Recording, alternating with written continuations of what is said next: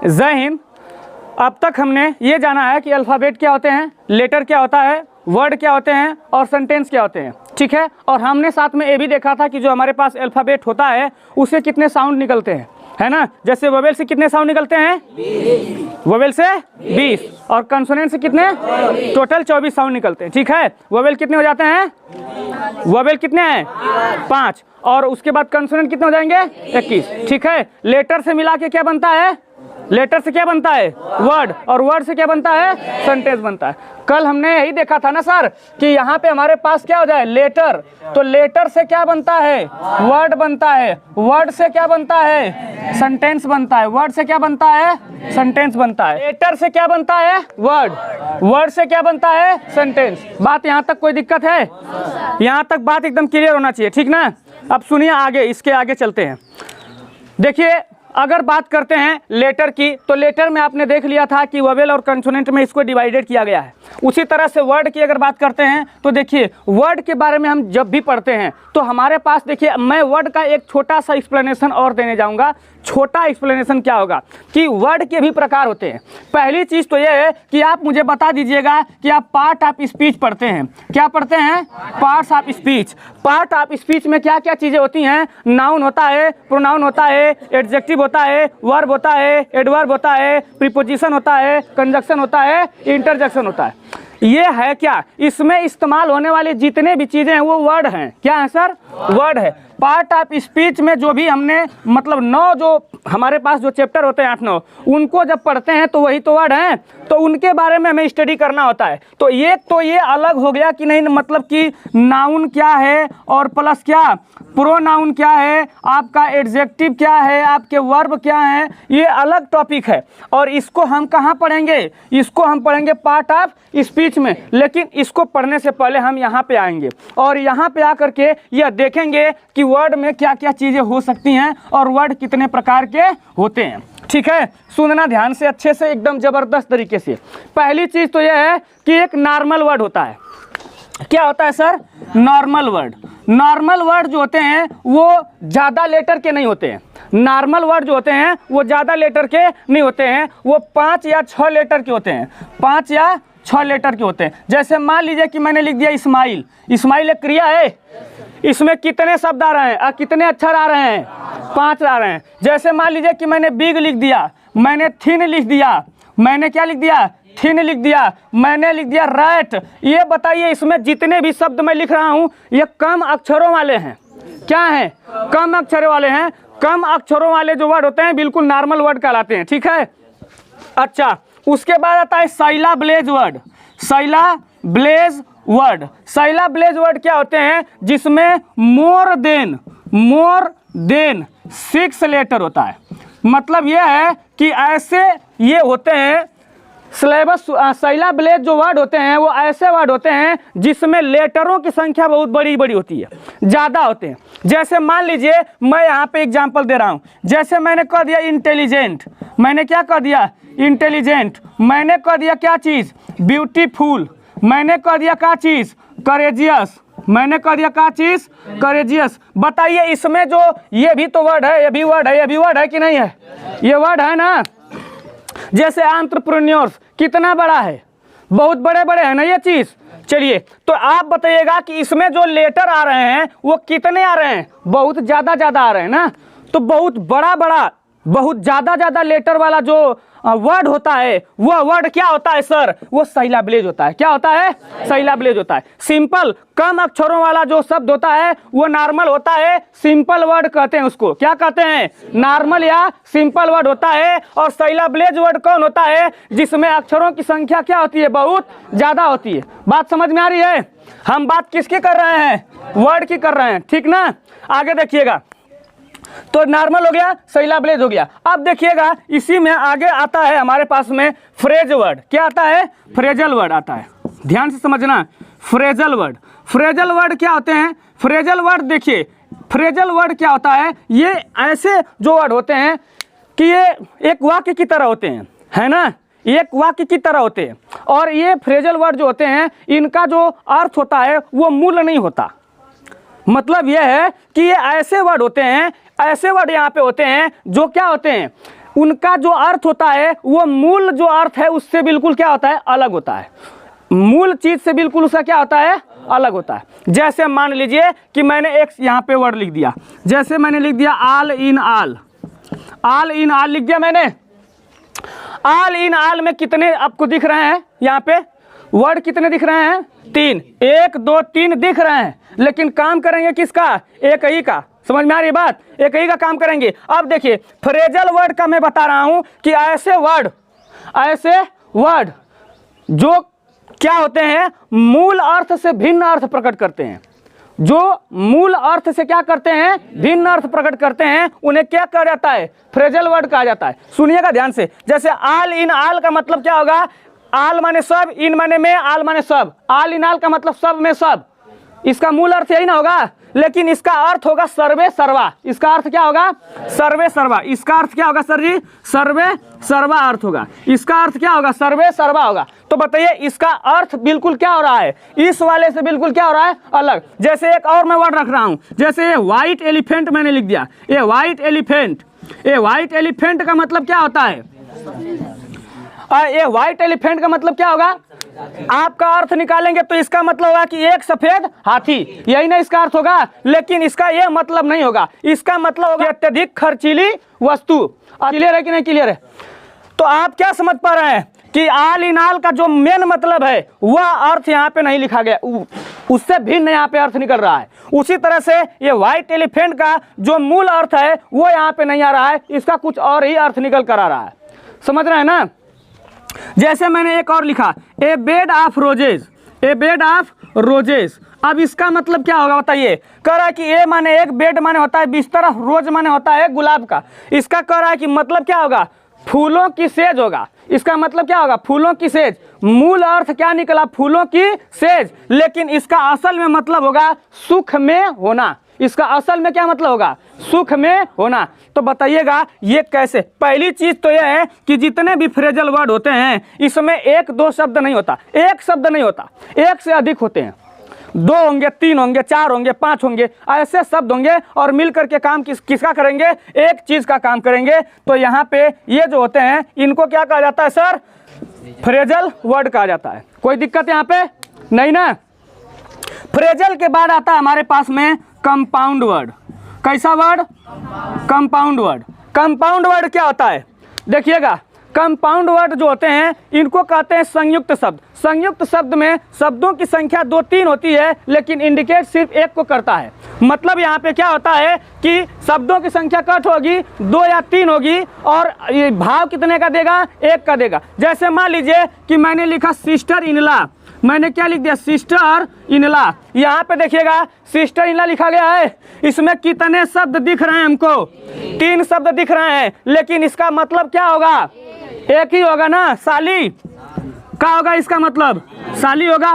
तो बताइएगा यहाँ पे कि सिस्टर इन लॉ लिखा है ना सर, यहाँ पे क्या लिखा है, sister in law. Sister in law में शब्द दिख रहा है 3 ठो, लेकिन इंडिकेट कितना कर रहा है, 1 को। जैसे उसी तरह से लिख लीजिए ब्रदर इन लॉ, क्या लिख लीजिए, ब्रदर इन लॉ। बात समझ में आ रही है कि नहीं आ रही है।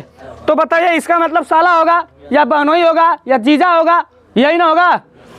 तो ये जो भी होगा, चाहे इसका मतलब क्या होता है, इसका मतलब साली होता है, कौर का होता है, जेठान होता है, जेठान भी होता है, ननद भी होता है, भौजाई भी होता है, सब का लिए यही सब यूज करते हैं। तो कई चीज़ों को इंडिकेट करता है ये सब, ठीक है ना।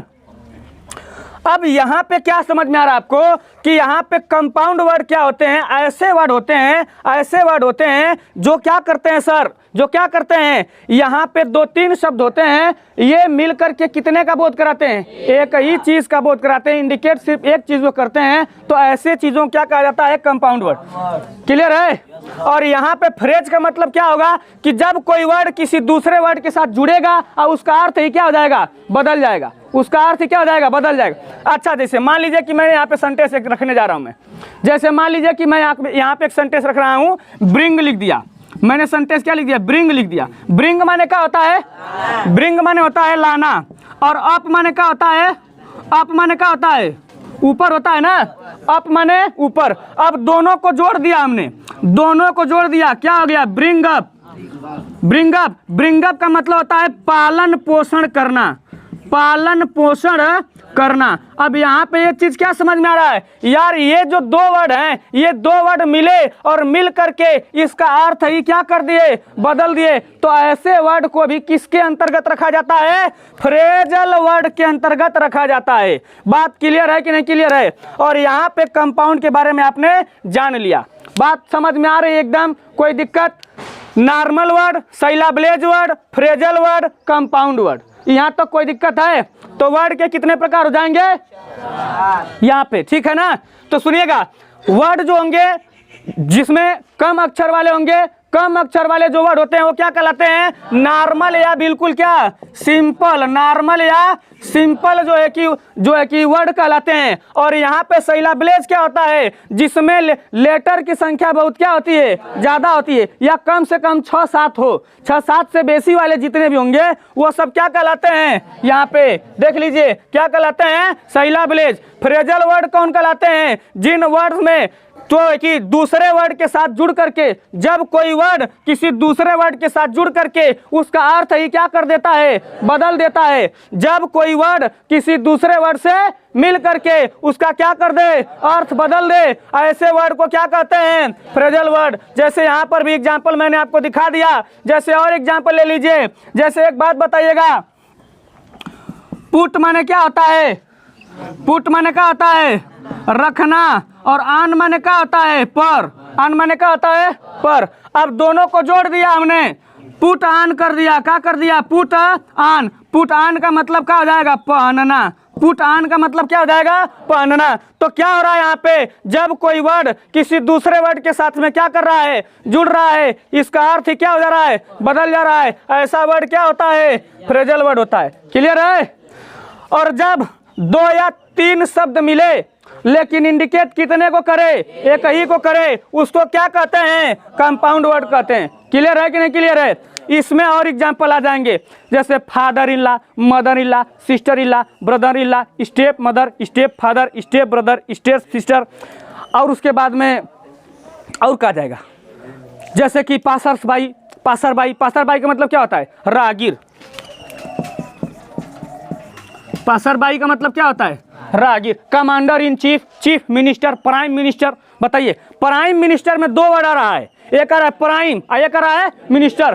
प्राइम मिनिस्टर 2 ठो वर्ड, लेकिन काम कितना का कर रहा है, एक एक ना। प्राइम मिनिस्टर का 2 ठो शब्द है, लेकिन इंडिकेशन कितने, किस व्यक्ति को करेगा, एक व्यक्ति को।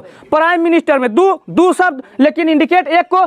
चीफ मिनिस्टर में क्या ठो शब्द, 2 शब्द, एक ठो चीफ और एक ठो मिनिस्टर, लेकिन इंडिकेट एक एक को। तो इसको क्या कहेंगे हम लोग, इसको क्या कहेंगे, कंपाउंड वर्ड। मामला एकदम सेट हो रहा है कि नहीं हो रहा है। Commander in chief, commander in chief हो जाए तो यहाँ पे कमांडर लगा एक ठो, फिर इन और फिर चीफ ना, तो कमांडर इन चीफ। कैसन बड़ा हंस रहा है। तो कमांडर इन चीफ में बताइए 3 ठो वर्ड आया, 3 ठो वर्ड आया, लेकिन इंडिकेट वो क्या कहलाएगा सर जी, एकदम कोई दिक्कत है नहीं ना, एकदम समझ में आया कि नहीं समझ में आया, एकदम पूरा टोटल। चलिए बताइए, बात करते हैं फिर से पुनः, एकदम रिवीजन खतरनाक, एकदम क्लासे में याद होना चाहिए। बताइएगा, लेटर जो होता है यही सबसे छोटा होता है। लेटर से क्या बनता है, वर्ड। वर्ड से क्या बनता है, वर्ड की बात करेंगे। वर्ड क्या हो जाएगा, कौन सा, सिंपल। सिंपल वर्ड में क्या होते हैं, लेटर की संख्या बिल्कुल क्या होती है, कम होती है। और जिसमें लेटर की संख्या बहुत क्या होती है, ज्यादा होती है, उसको क्या कहते हैं, साइलाब्लेज। जो वर्ड में कोई अगर वर्ड मीनिंग है, उस वर्ड मीनिंग में किसी वर्ड के जुड़ जाने से उसका क्या हो जाए, अर्थ ही बदल जाए। सुनिएगा, जब किसी वर्ड में किसी दूसरे वर्ड के जुड़ने से उसका अर्थ ही क्या हो जाए, बदल जाए, उसको क्या कहेंगे, उसको क्या कहेंगे, फ्रेजल वर्ड। और जब 2 या 3 शब्द मिल करके एक ही चीज को इंडिकेट करते हैं तो ऐसा जो वर्ड होता है क्या कहलाता है। एकदम मामला सेट है कि नहीं सेट है, कोनो दिक्कत, सबको एकदम याद हो गया कि नहीं, एक एक बात। चलिए इसको नोट किया जाए। अभी हमने लेटर को कंप्लीट कर लिया और किसको कंप्लीट कर लिया, वर्ड को कंप्लीट कर लिया। अब देखें किसके बारे में, सेंटेंस के बारे में। देखिए, अगर मैं बात करता हूं सेंटेंस की, तो सेंटेंस के बारे में हम अच्छे से समझते हैं यहाँ पे कि सेंटेंस कितने प्रकार के होते हैं और इसमें क्या क्या चीजें होती हैं। सुनना ध्यान से, एकदम जबरदस्त तरीके से इसको भी बताएंगे, एकदम लाजवाब तरीके से। देखिए, ये यहाँ पे इसको कर दिया जा रहा है एकदम इरेज, और उसके बाद आपको बता रहे हैं सेंटेंस के बारे में। देखिए,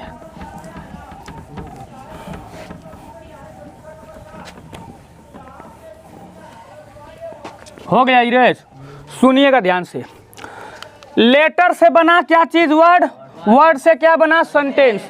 यही मेन है ना हमारे लिए, यहीं से हमको पूरा कार्यक्रम पढ़ना है। वर्ड के अगर बारे में बात करें तो हमने आपको पहले ही बता दिया कि जितने भी वर्ड हैं यहाँ पे हम उन सभी वर्ड को कहाँ पढ़ेंगे?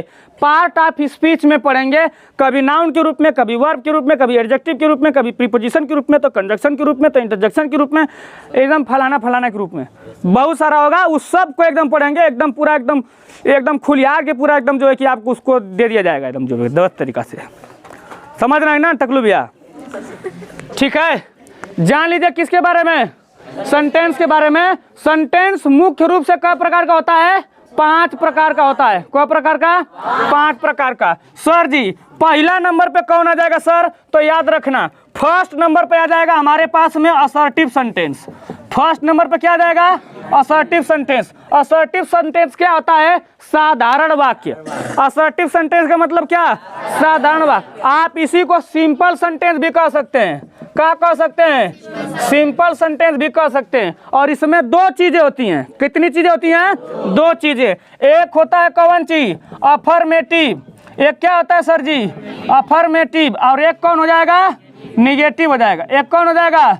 निगेटिव। अफर्मेटिव में कोई बात सकारात्मक रूप से कही जाती है और निगेटिव में कोई बात नकारात्मक रूप में कही जाती है। ठीक है, इसमें बस किसी बात को क्या किया जाता है? सामान्य रूप से प्रस्तुत किया जाता है, व्यक्त किया जाता है। साधारणतः किसी बात को कहना, चाहे वो सकारात्मक रूप में चाहे किसमें नकारात्मक रूप में, तो किसी भी बात को कहना क्या कहलाता है सर जी? असर्टिव सेंटेंस कहलाता है। किसी बात को अगर सकारात्मक रूप में कहा जा रहा है तो कौन सा सेंटेंस? अफर्मेटिव। और किसी बात को किसमें नकारात्मक रूप में कहा जाएगा तो क्या हो जाएगा? निगेटिव। अभी यही मामला खत्म नहीं होगा, अभी तो इसका अभी बस बता रहे हैं कि कितने प्रकार का होता है। इस सब के बारे में अभी लिखवाएंगे, हेडिंग, इसका डिफिनेशन, इसका फार्मूला, हर एक चीज एकदम बताया जाएगा, आप टेंशन मत लीजिए।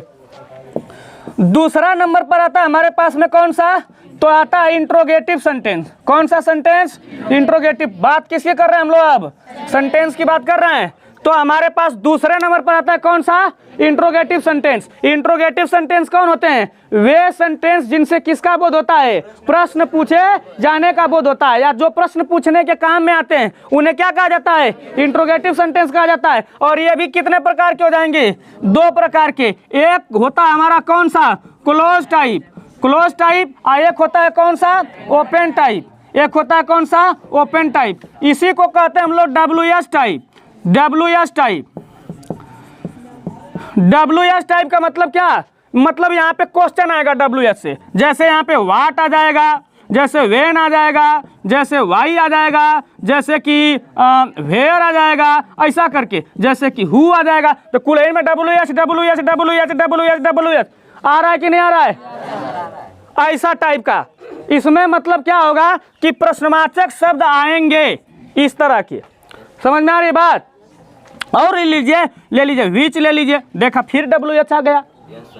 समझ में आ रहा है कि नहीं? तो ऐसा ये WS टाइप का होता है। इसको क्लोज टाइप का कहते हैं। इसी को हम क्या कह सकते हैं? इसी को हम कह सकते हैं क्वेश्चन आंसर टाइप। इसी को क्या कह सकते हैं? Question answer type. जैसे आपसे क्वेश्चन करेंगे, तुम कहाँ पढ़ते हो? तुम कहाँ पढ़ते हो? तो बताओगे कि मैं जो है कि सदियाबाद में सदानंद कोचिंग में पढ़ता हूँ। ऐसा आंसर देंगे कि नहीं देंगे? समझ में आ रही ना बात? तो यहाँ पे क्वेश्चन किया तो उसका क्या मिला? आंसर। इसको कहते हैं ओपन टाइप। यह हिंदी में क्या से चालू होता है? यह हिंदी में क्या से चालू होता है और अंग्रेजी में किस से चालू होता है? हेल्पिंग वर्ब से चालू होता है। बात समझ में आ रही है?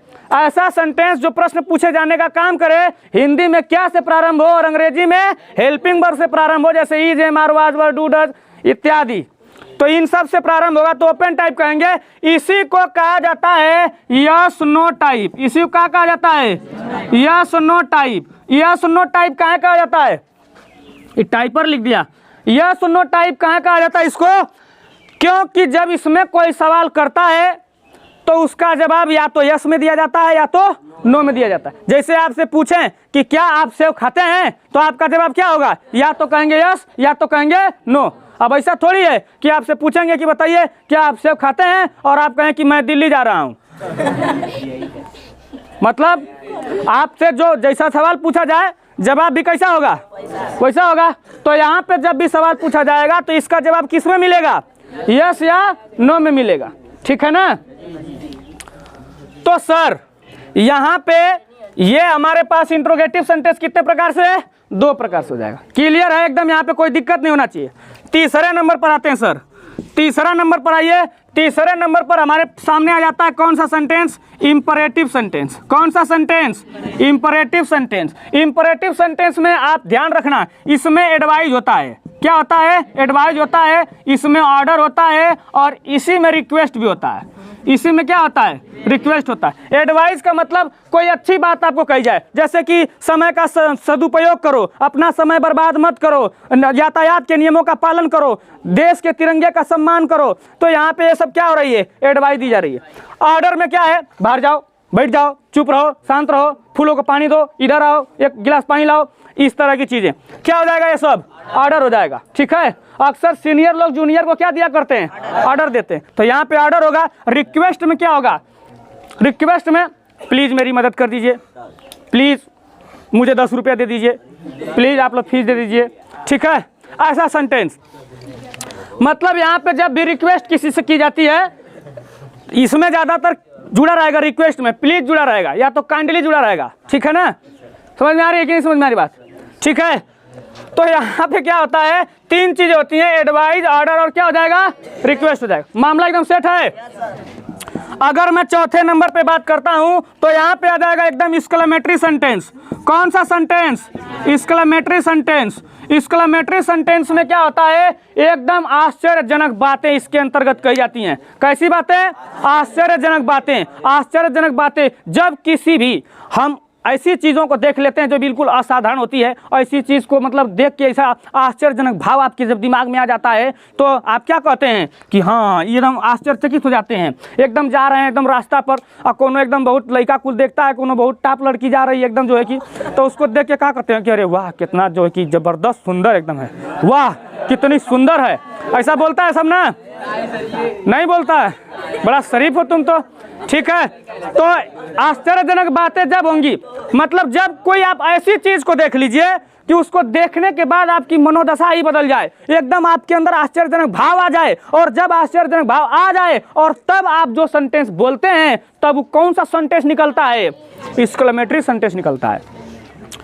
कभी कभी एक्सक्लेमेटरी सेंटेंस 3 अलग कंडीशन में भी निकलता है, जैसे बहुत ज़्यादा दुख हो, बहुत ज़्यादा खुशी हो, ठीक है, या बहादुरी की बात हो, ठीक है। बहादुरी की बात है, जैसे मान लीजिए कि 5 क्वेश्चन मैंने दिया और आपने उसको सॉल्व कर दिया कोई, और बहुत कठिन था तो हम कहते हैं वाह शाबाश एकदम जो है कि सवाल हल कर दिया। तो यहाँ पे एक्सक्लेमेटरी का इस्तेमाल किया जाता है, ठीक। दूसरी चीज़ खुशी की बात हो, जैसे कि अभी मैच मान लीजिए इंडिया और पाकिस्तान के बीच हो रहा है और इंडिया एकदम जो है कि हारने की कगार पे थी, तले कोनो छक्का मार के जिता दिया एकदम मैच।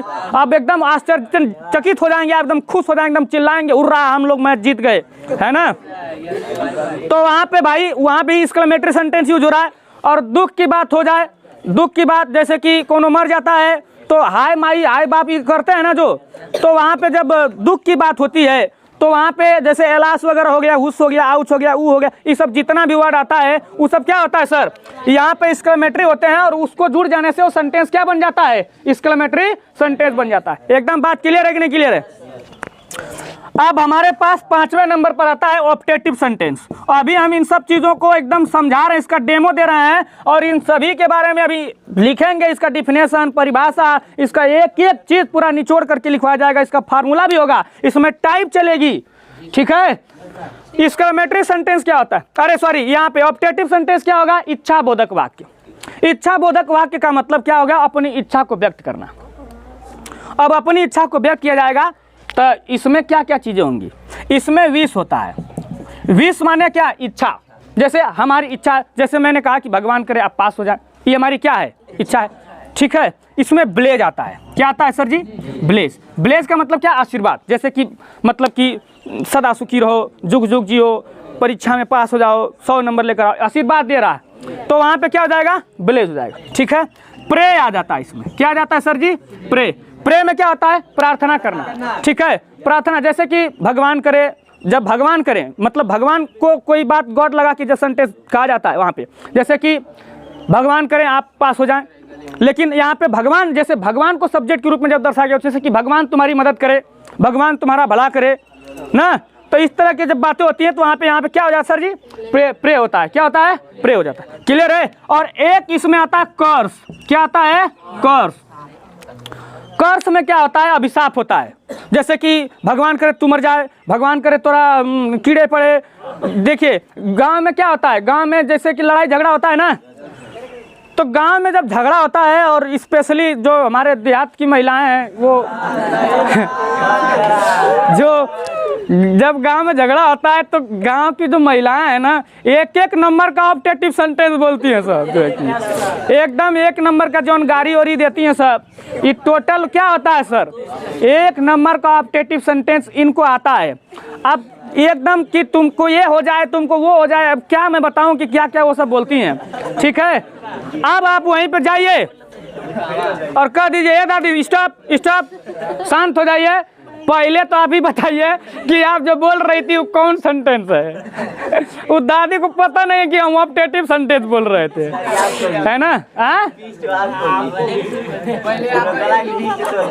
ओके, तो यहाँ पे समझ में आई बात? ऑप्टेटिव सेंटेंस समझ में आया कि नहीं समझ में आया? चलिए आगे चलें। सुनिए, सेंटेंस कितने प्रकार के मुख्य रूप से बताएंगे? 5। कौन कौन सा? असर्टिव, इंट्रोगेटिव, इंपरेटिव, एक्सक्लेमेटरी और ये ऑप्टेटिव। असर्टिव कितने प्रकार के? 2। कौन सा? अफर्मेटिव और निगेटिव। इंट्रोगेटिव कितने पार्ट में आएगा? 2। क्या हो जाएगा? Close type, open type. Close type को क्या कहेंगे? क्वेश्चन आंसर टाइप, या क्या कहेंगे? WS type. ठीक है, और इसको क्या कहेंगे sir ji? Yes no type. Clear है? यहाँ पे इंपरेटिव सेंटेंस में क्या आएगा? एडवाइस, ऑर्डर और क्या होता है? रिक्वेस्ट। और इसमें एक्सक्लेमेटरी में क्या होता है? आश्चर्यजनक बात होती है। और यहाँ पे ऑप्टेटिव सेंटेंस में क्या हो जाएगा? विश, ब्लेस, प्रे और कर्स। ठीक है, तो आज का बस इतना ही। अब हम कल जानेंगे इसके बारे में पूरा डिटेल, लिख करके समझ करके एक एक परिभाषा और उसके अंदर की टाइप, उसके फार्मूला। क्लियर है? कोई दिक्कत यहाँ पे किसी स्टूडेंट को? Thank you so much.